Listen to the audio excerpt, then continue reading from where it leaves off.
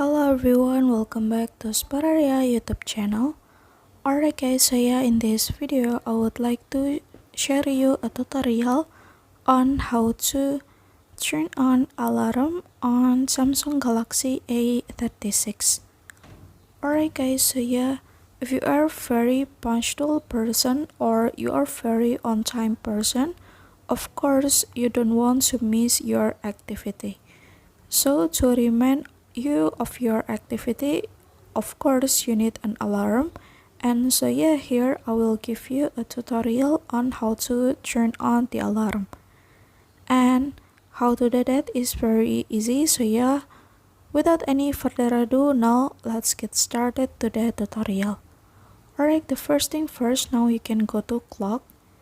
And then here now you can turn on the schedule alarm, or if you want to create a new alarm you can click plus icon and then you can set the time, and then now you can set also the schedule. You can also name the schedule alarm. And so yeah, here the new alarm is already turned on. Alright guys, here's the tutorial and thank you so much.